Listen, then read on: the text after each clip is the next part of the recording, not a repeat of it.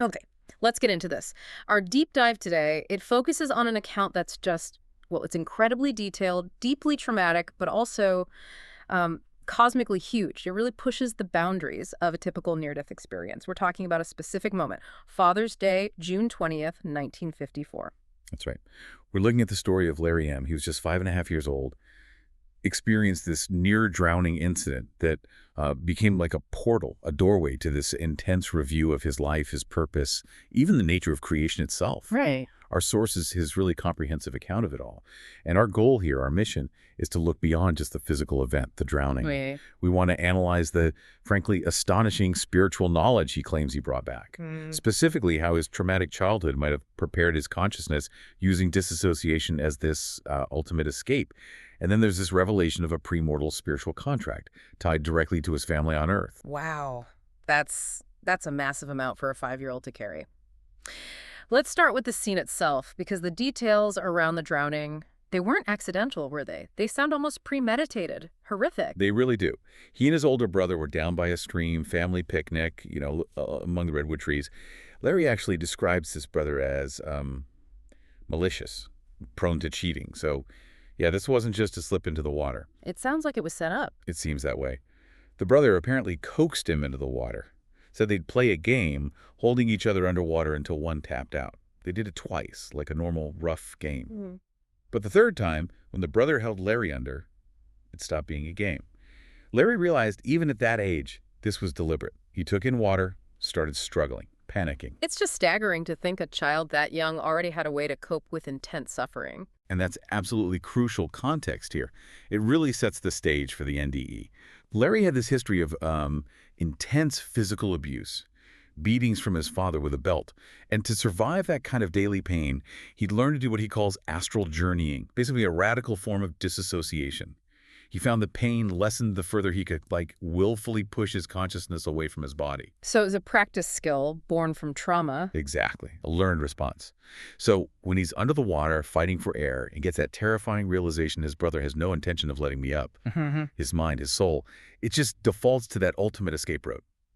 He struggles for a moment, feels that pain starting, and then makes this incredibly profound, conscious choice to, quote, disconnect completely. It wasn't just passing out from lack of air. It was an action, a decision. Yes. And the moment he made that choice, he says his physical body just went limp. Instantly. He perceived his soul sort of processing it, feeling out of air. But the panic vanished. Replaced by this deep sense of relief, he even describes looking down, watching his brother's anger instantly flip to terror as he realized what he'd done. Then the brother let go and pushed the body downstream, trying to hide it.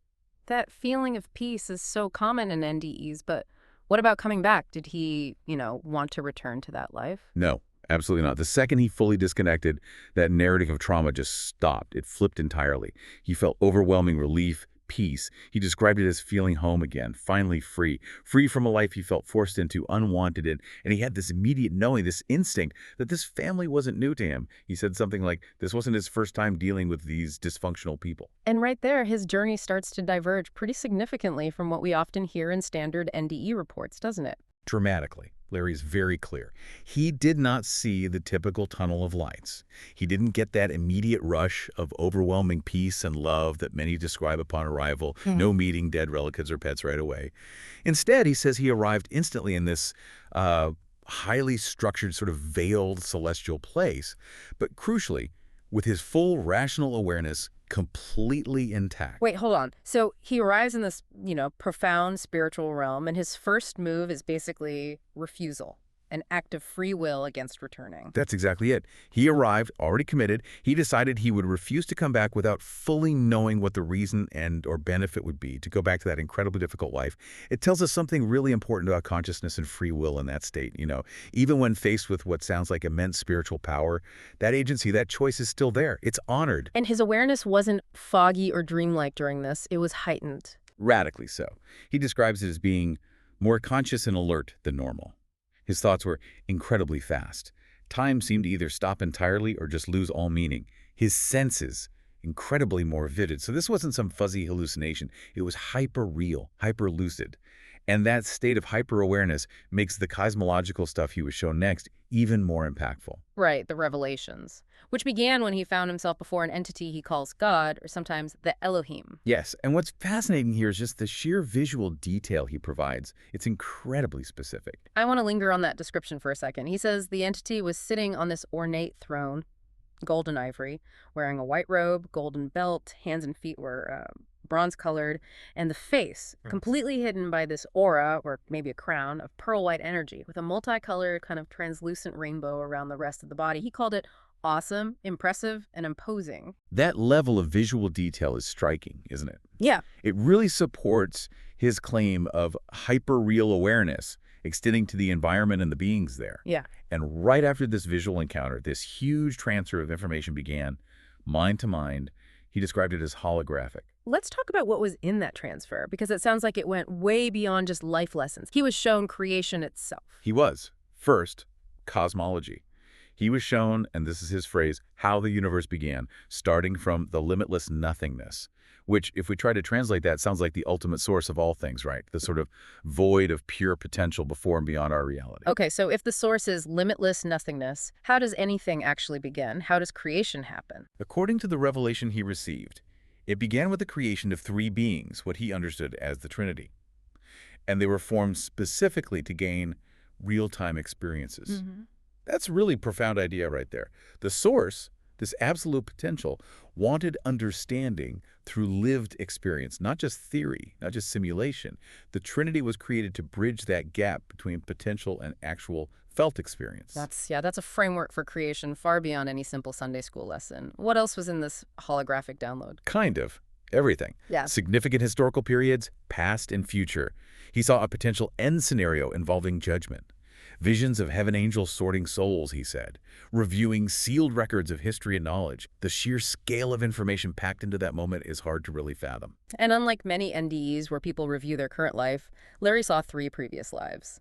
Contiguous ones. Yes, exactly. And this is super insightful because it ties his NDE directly back to his current, very troubled family situation. The past lives included one where he was a judge who got shot with an arrow. But crucially, he also saw 2 attempts to be born to his current mother. 1 failed attempt, and then the 3rd attempt, which was his current successful birth. So he wasn't just reviewing his life in isolation, he was reviewing his soul's entire history with this specific family unit that was waiting for him back on Earth. Which brings us right to the core reason he was told he had to go back. This spiritual contract. I mean, given the intense pain, the escape mechanism he'd already perfected, why the mandate? Why return to that suffering? The entity, God, affirmed that his return was part of an agreement, a conscious decision made before birth to complete certain tasks. And this is where it gets incredibly personal, almost excruciatingly so. Larry was apparently born into this turmoil partly because of his gender. He'd been told, even while in the womb apparently, that he'd violated a sacred promise to his mother by being born a boy. She had lost a previous baby, a girl, and desperately wanted a girl. So the contract was tied to resolving his mother's deep-seated spiritual pain, her guilt. Precisely. His mother held this belief, apparently quite strongly, that she was the reincarnation, or maybe the spiritual essence, of Eve. And she felt Eve had been wrongly blamed, carrying the sole fault for humanity's fall. The entity confirmed to Larry that his specific purpose in returning was, quote, to resolve her guilt and remorse. Astonishingly, he was even shown evidence during that holographic review that Eve was not at fault. His job essentially was to embody that divine forgiveness and help release his mother from this profound ancient guilt. But if he consciously chose this burden, this pre-agreed trauma, how do you square that with the sheer suffering he went through as a 5-year-old? It sounds like a devastating bargain. That's the million-dollar question, isn't it? The central philosophical tension in accounts like these. The knowledge he gained suggested mankind was created specifically as companions for the Trinity and the Source. Given free will, completely unrestricted, the ultimate goal wasn't blind obedience, but deeper bonds of companionship. And maybe that requires the freedom to choose really difficult paths, even painful pre-birth agreements, to forge those bonds and learn those lessons. His pain, in this view, was almost like collateral damage in service of a higher, self-chosen mission to heal his mother. It definitely explains why he initially didn't want to return, but also why the entity was so firm about sending him back. He had a specific job to do. A very specific job only he could do, yes. And the return itself was just as traumatic as the departure. When his body was finally found, snagged on a tree limb downstream, Larry heard his father saying they'd lost him. The father estimated he'd been gone over 15 minutes, maybe 20 or more. But his mother, her connection, the very core of his contract, it showed up right then. In an absolutely stunning way. She intervened. She said, "No, I was just told he is returning now." And immediately after she said that, Larry described taking a deep breath in spiritual form, and then in his physical body, he started coughing up water. The spiritual insight preceded the physical reality. The whole experience must have changed him irrevocably, profoundly. Oh, completely. He didn't speak for almost 2 years afterwards. He remained, in his words, cloistered and withdrawn. He couldn't fit back into his chaotic family life, couldn't accept their religious views anymore. He rejected his parents' Southern Baptist hell, fire, and brimstone beliefs. He felt comfortable only with what he calls esoteric Christianity, a spirituality based on the direct, expansive knowledge he'd received, not on dogma imposed from outside. And the NDE left him with lasting abilities, gifts that serve this new purpose. Yes, definitely. Gifts that were either gained or significantly enhanced. Things like mind-to-mind telepathy, he calls it mind melding. Precise intuition about dangerous situations, he apparently used this to prevent accidents, like a steam boiler explosion he foresaw in a factory. And even the ability to guide lost souls, help them find their way back home, as he put it. So he wasn't just left with the memory and the knowledge, he was given tools to actually fulfill that contract. Exactly. And maybe as a further proof of this ongoing connection, he reported receiving visitations later in life from angels and even from Yeshua Jesus, who apparently appeared to answer more questions, provide clarity on all that cosmological and historical information he'd been given. So the deep dive didn't really end when he came back to his body. It seems to continue through ongoing spiritual guidance. Lariam's story. It's such a powerful example of how intense childhood trauma might somehow open a door to immense spiritual revelation. But it's deeply unsettling, isn't it? The idea that we might come into this life with specific, difficult contracts already signed, contracts involving profound suffering. It absolutely raises a difficult question, and maybe this is something for you, the listener, to ponder. Larry's experience strongly suggests that deep spiritual understanding can be directly linked to intense earthly suffering. His pain was almost the catalyst, the key that unlocked the cosmic blueprint for him. So does the depth of knowledge gained during a life review, or a cosmic download like his, actually correspond to the complexity and hardship of the life being reviewed?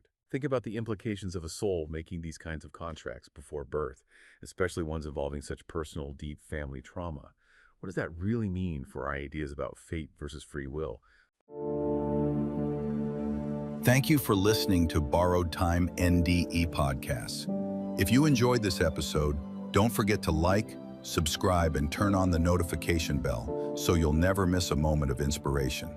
Until next time, wishing you an extraordinary and truly wonderful time on your journey through life.